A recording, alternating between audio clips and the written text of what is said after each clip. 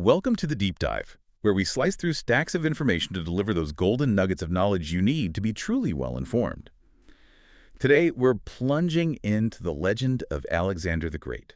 I mean, almost mythical figure, right? The undefeated general hailed as the king of the world. His name just echoes through history, synonymous with just unimaginable ambition and accomplishment, all packed into a remarkably short life. For anyone looking to understand high-stakes leadership, honestly, his story remains a masterclass. Absolutely. And this deep dive, it's going to be much more than just, recounting epic battles. We're really going to explore the intricate layers, leadership, innovative strategy, that ambitious, sometimes controversial vision of cultural fusion, and the profound, sometimes frankly brutal impact one individual can have on the world. It's about looking beyond the legend, trying to grasp the complexity. His personal struggles, the strategic challenges he faced that went way beyond just combat, and the lessons, surprisingly, that still resonate today. Exactly. And to guide us through this incredible story, we're drawing insights from a fantastic new book, Alexander the Great, Lessons from History's Undefeated General, by Bill Yen. General Wesley K. Clark actually wrote the foreword, and he notes the book really aims to provide crucial background for understanding contemporary armies and, importantly, draw actionable lessons for leaders right now. So our mission today is pretty clear. Extract the most important nuggets of wisdom from this rich material for you, connecting that ancient ambition to modern relevance. Right. The goal is to really get under the skin of Alexander's life, his military genius, his political maneuvering, and the lasting legacy he carved out. We'll do this by synthesizing perspectives from those key ancient historians, people like Plutarch, Arrian, Curtius. Their accounts, whether eyewitness or later analysis, are fundamental to how we understand Alexander even now. They give us not just the facts, but glimpses into the personality, the motivations, what really drove this extraordinary figure. Okay, let's unpack this. Let's start right at the beginning of the legend. Alexander, born 356 BC, son of Philip II of Macedonia. Now, Philip, he was a force of nature himself. A warrior king, absolutely. He didn't just unify Greece, he created this truly formidable army. He's the one who developed the disciplined phalanx, that famous dense block of infantrymen, armed with those incredibly long sarissa spears, some up to, 18 feet, just an impenetrable wall of steel. And crucially, Philip also developed a highly mobile cavalry, fast charges, flanking maneuvers, often the key to winning battles. This was the powerhouse Alexander inherited. And what's truly fascinating, I think, is how Alexander was this unique product of both that formidable heritage and his extraordinary education. He literally grew up surrounded by warriors, by weaponry, experiencing court intrigue, physical challenges from day one, basically. But at the same time, he's being tutored by Aristotle. Yeah. I mean, that's not just rote learning. Aristotle instilled in him a love for knowledge, for critical thinking, a deep grasp of strategy, governance, all of it. Philip himself apparently once said that Macedonia was too small for him. Looking back, that seems like quite the understatement, doesn't it? Totally. And the omens around his birth, July 21st, 356 BC, they were just incredible, almost like the universe itself was making an announcement. On that exact day, Philip's horse wins at the Olympics, his general Parmenio wins a major victory, and Alexander is born. Plutarch even notes the temple of Ephesian Artemis, one of the seven wonders, right? Yeah. Burned down that very night. Wow. Yeah, Magi, these ancient priests, supposedly cried out that woe and great calamity for Asia had that day been born, almost predicting his conquests. Prophecies said he'd be always victorious. And he certainly seemed to absorb this. He had this intense self-confidence, maybe bordering on arrogance, even as a teen. Famously refused to run in the Olympics unless his opponents were kings. Something, right? Only competing against the best, even then. That early confidence, well, it wasn't unfounded. His real coming-of-age moment, you could say, was the Battle of Chaeronea. He was just 18. He heroically commanded the companion cavalry on the left flank, facing the toughest part of the Greek line, the Thebans and their elite sacred band. That battle cemented Macedonian dominance over Greece. And for Alexander, it really solidified his lifelong style leading from the front. And this wasn't just bravado, In an era before radios and stuff, a leader being visible right there in the thick of it was crucial. Inspiring loyalty, keeping morale up, making split-second tactical calls. It's a leadership lesson that honestly still holds true in high-pressure situations today, though obviously modern leaders have to balance inspiration with operational security. So Greece is unified under Philip. The stage is set. And Alexander has this grand ambition take on the mighty Persian Empire. Now, for nearly 150 years, there had been this simmering, he called it a Cold War between the Greek city-states and Persia. You had those earlier iconic Greek winds marathon, Miltiades double envelopment tactic. Okay, great. Brilliant. Slimmus, Themistocles, using those narrow straits. Genius. And of course, the Spartans at Thermopylae. Yeah. This wasn't just a rivalry, it was deep. Almost an existential thing for the Greeks to confront Persia. Exactly. And Philip II had masterfully exploited the power vacuum left after the Greek city-states basically exhausted themselves fighting each other. He positioned Macedonia as the new superpower, ready for that direct confrontation with Persia. When Alexander took the throne after Philip's assassination, a whole other story there, he inherited a troubled empire, sure, but he secured it fast. Brutally destroying Thebes served as a very vivid warning to anyone else thinking of rebellion. Harsh, yes, but it showed his ruthless efficiency in securing his base before launching his grander designs. Then came that truly audacious start to the Persian campaign. He divides up all his private property among his friends, famously says Asia was sufficient for himself, gets the oracle at Delphi to declare him invincible, and then that dramatic moment at Abydos lands on the Asian continent, fully armored, throws his spear into the sand. Such a powerful image. Right, a symbolic claim, like, this land is mine now. And that act, it wasn't just theater. It signaled the strategic and tactical principles he'd stick to. He kept his army laser-focused on long-range objectives, he was careful not to overcommit his forces, and he maintained contact across his rapidly growing empire using this surprisingly sophisticated courier system. These are fundamental elements of strategic success, aren't they? Vision, focus, rapid communication, stuff modern military thinking still pores over, especially regarding logistics and C&C over vast areas. Okay, vision set.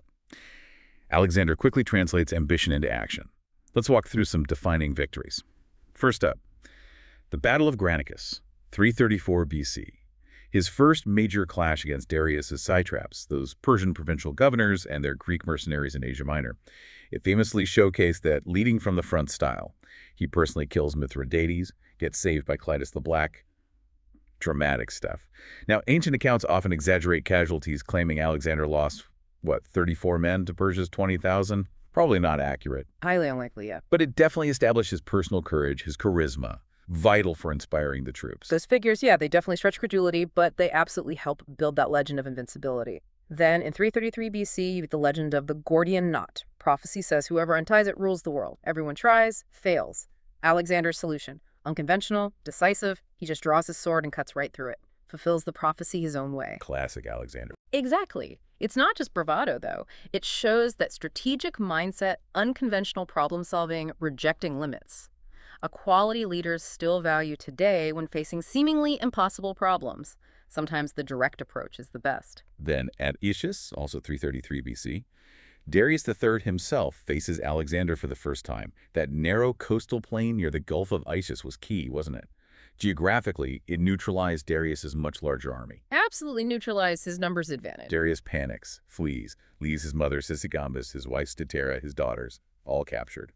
And Alexander treats the royal women with surprising magnanimity, ensures their comfort, but flatly refuses Darius's plea to return them, declares he wants Darius's empire, not his friendship. He even wrote to Darius, basically saying, I am lord of all Asia. Ask for your family, you'll get them, but address me as king of Asia, not your equal. Pretty bold. His actions at Issus, they show that complex mix of military might and calculated political thinking, projecting overwhelming power, but sometimes calculated generosity, too. It was key to undermining enemies and consolidating control. Next, the Siege of Tyre in 332 BC. Just an astonishing engineering feat. Tyre was this supposedly impregnable island city, half a mile offshore. Alexander orders a massive causeway built out to it, using rubble from the old city on the mainland. Incredible. The siege was brutal, and Aristander, his personal seer, supposedly predicted its capture on the very last day of the month Hecatombeon. Uncanny. And that causeway, it created a permanent land bridge. It's still there today, a peninsula. A physical testament to his ambition. And the audacious sieges just kept coming. Gaza, also 332 BC, another supposedly impregnable hilltop fortress. Alexander, never one for the obvious route, builds an artificial hill as high as the city walls to get his siege engines up there. Just think about the manpower for that. Exactly. He was actually wounded by a catapult bolt during this siege, and later reportedly treated the commander Batiste ruthlessly, dragging him behind a chariot like Achilles did to Hector. Then he marches into Egypt, mostly welcomed there as a liberator from Persian rule. Founds Alexandria.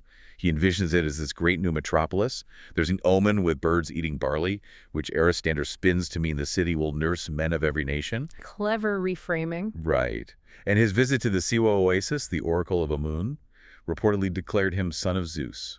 That definitely solidified his self-image, his divine favor, which was crucial for authority, especially with his new Egyptian subjects. It's just remarkable, isn't it, how he consistently combined that audacious vision with meticulous engineering, tactical adaptability, cutting the knot, building the causeway, moving mountains at Gaza.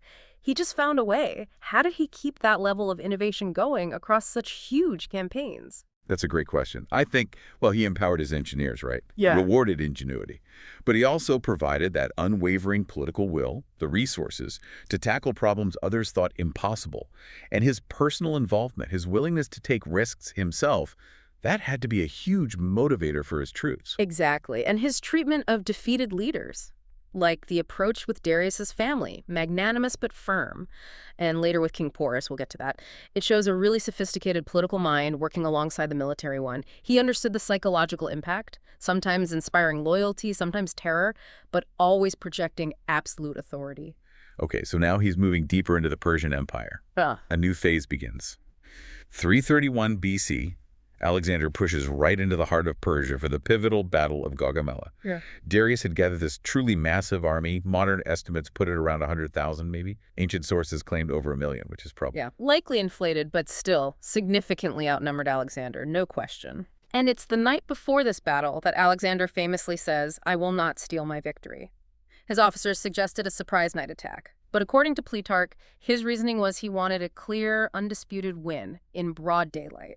No doubt that Darius was fairly beaten. It really speaks to his desire for that psychological dominance, not just a military win. His tactical brilliance in the battle itself, exploiting gaps in the Persian line, using the phalanx flexibility to break through.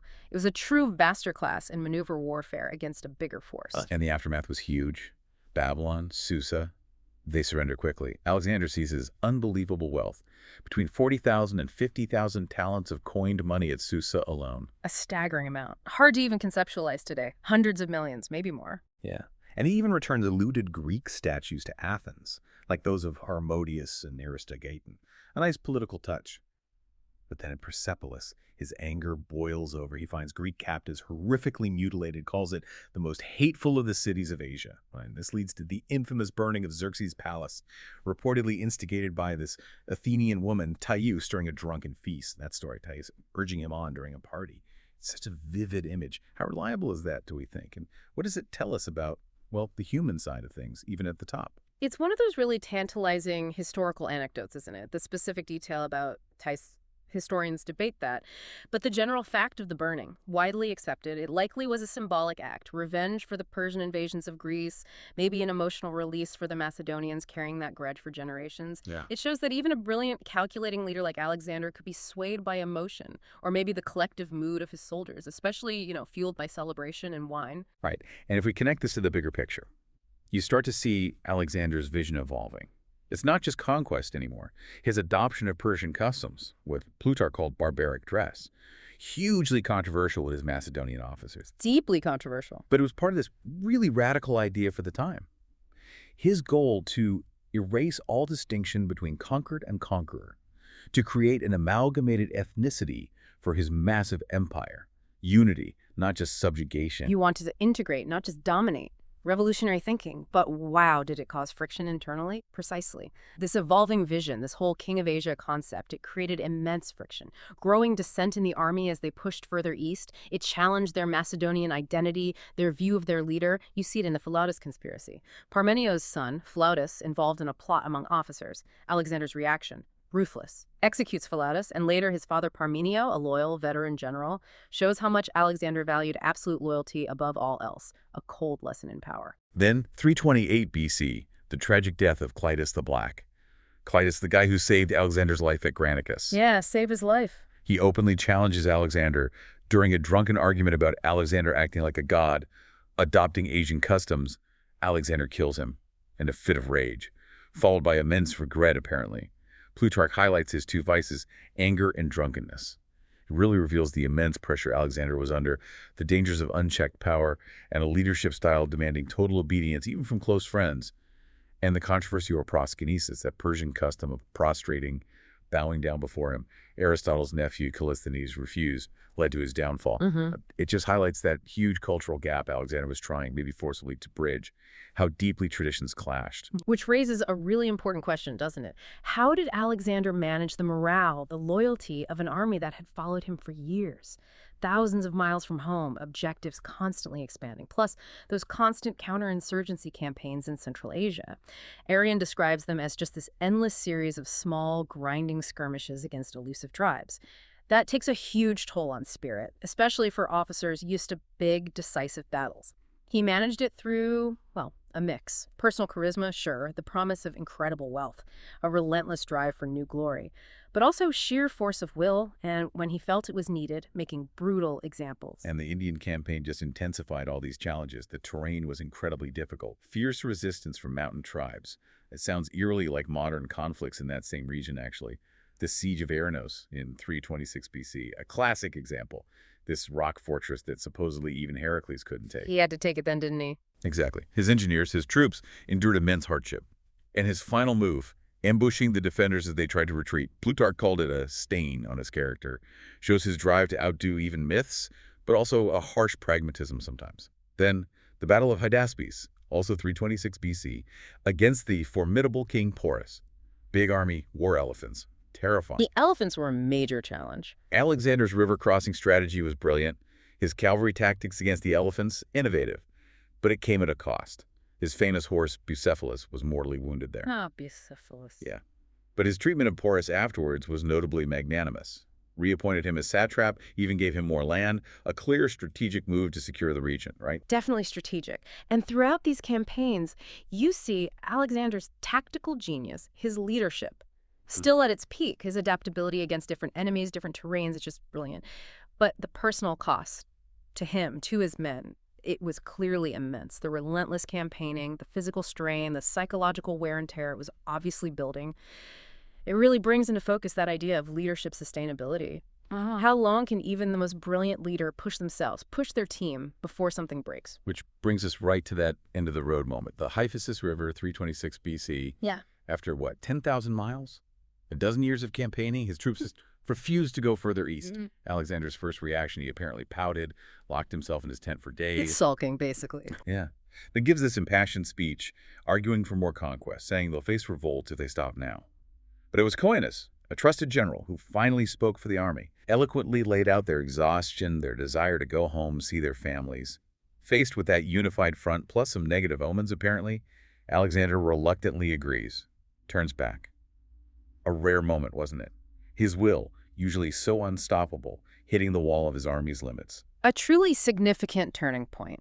A profound reminder of the human element behind these epic campaigns. It shows that even the most charismatic, most successful leader eventually has to reckon with the breaking point of their followers, that psychological toll being so far from home for so long. It just became an insurmountable obstacle. Even for Alexander, it's a powerful lesson, really, in understanding human limits and knowing when, maybe, you need to pivot. And the journey back was incredibly tough, particularly that brutal slog through the Gedrosian Desert in 325 BC. Alexander deliberately chose this route, apparently. Knew Cyrus the Great had failed trying to cross it, wanted to prove he was greater than Cyrus. Driven by ego, perhaps? It seems like it. The heat, famine, lack of water.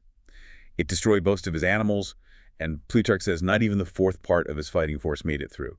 A devastating loss, largely self-inflicted, driven by personal ambition. And this period also saw more challenges to his command, his whole vision of cultural fusion. He orchestrates that mass marriage ceremony in Susa, 324 BC, Macedonian officers marrying Persian noblewomen, explicitly trying to erase distinction and create that amalgamated ethnicity. How did that go down? Predictably, it caused more dissent, led to the Opus Mutiny, his response. Boldly disbands much of the Macedonian core of his army right there. His vision of a unified empire was just constantly clashing with the loyalties, the ethnocentrism of his original Macedonian guys, shows how hard top-down cultural change really is. His final days. Babylon, 323 BC. Chaldean scholars warn him not to enter the city, predict danger. He mostly dismisses them, though he does try a compromise entry route, showing maybe a flicker of superstition. There was also that weird incident. Some random guy found sitting on Alexander's throne, claiming to be Dionysus. really unnerved Alexander, apparently. Little moments like that just added to this sense of foreboding around his final months. And then, just suddenly, Alexander falls ill, dies in June 323 BC, just shy of his 33rd birthday. The mystery around his death, it persists.